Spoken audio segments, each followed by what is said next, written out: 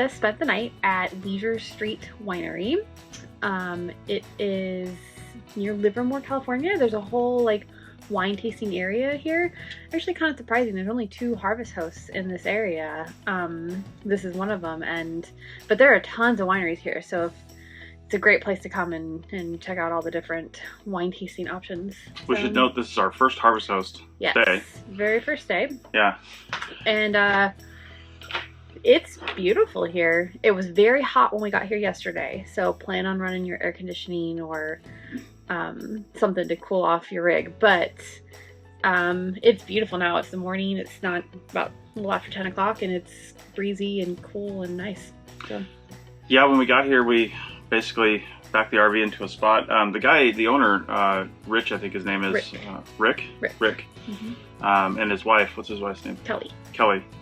So they've got a huge lot here, and you can park, I think he said he has 8 RVs here. They've only been harvest hosting for about 2 months, but they've expanded the parking lot, realizing that it's a good thing for them. And when we got here, we went basically almost straight into a wine tasting. Yeah, it was and sweet. There was another couple in there already who was also spending the night here. They're on a cross-country road trip.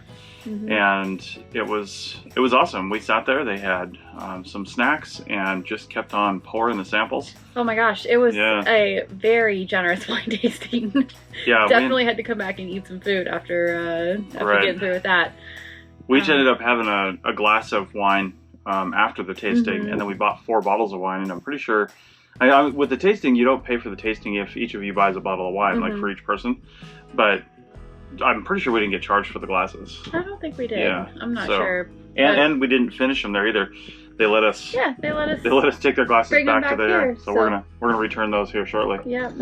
But the wine was great. They have a wide selection of different wines. So there were some that were not really to our taste and some that we loved. So we got bottles of the ones we really liked, and yeah, we're ready to move on to our next harvest host, but we really, really enjoyed this one and definitely recommend it if you're looking for a place to overnight and do a little wine tasting. Yeah, they've got a cornhole game set up on the horseshoe pitch, so you can play horseshoes as well. Yep. Nice little green here with lots of seating, shaded seating, a fire pit, so it's good for all seasons. Yep. But I would say the only one downside that I saw coming in, and it's really only the size of our rig that's the problem, is I went real slow because I knew it was going to happen. I'm personally getting used to this, so this is me. But the trees coming in were just a little bit low, and I heard them jack around the HD antenna. It just goes like that, and you can hear it move. Yep. I hit them twice, but our rig is 13 feet tall, so if you've got something shorter, it's not going to be that big a deal. But if you're coming in here with a Class A with air conditioners on the roof, which every single one of them has, then just go slow. Yeah, be careful. And swing out to the side if you can on the road, and you can miss them mostly because they're sort of hanging over on one side. This was on the driveway coming in. Yeah, so you can't really swing into their lawn. So you might be able to avoid them a little bit. It depends on the season, maybe. Maybe he trims them back sometimes. I don't know. But otherwise, it was good. Great property, real cute. Definitely recommend it. Way out in the middle of nowhere. Oh, yeah. We just kept turning and turning and going and going, and I'm like, where the heck are we going right now? I didn't even know the Livermore wine country existed. So. Yeah, but it's definitely worth checking out. Yeah, and if you're a science fan, I passed a few miles back the Lawrence Livermore National Laboratories, which anybody who's a fan of electronics and science knows that lots of important things have happened there for the world. So that was cool just driving by it. I'd like to go take some kind of tour, but it really would just be like cubicles and stuff and computers, and I don't even think you can get in there because it is a secure facility. So anyway, nerd. I know. Whatever. It is cool that we're literally right next to vines too. I don't know if it's actually their vines. I don't know if they own any vines because all the wines they mentioned, they do the wine, they make the wine here, but they're sourcing grapes from different places around the state. Yeah, like the Barbera. The Barberas came from Amador County. Yeah.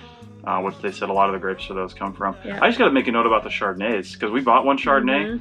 I am not a Chardonnay liker. They're usually too something. I don't know what it is. I think you're saying oaky is probably the thing you don't like. Maybe that's it. Yeah. But these were so like they were light, creamy, and almost. Yeah, and they were a little bit creamy. They were a little bit smooth, and I thought that was really good. Yeah. So yeah, we ended up with 4 bottles of wine in our little wine rack here, and it's pretty much full. And we're going to another winery tonight.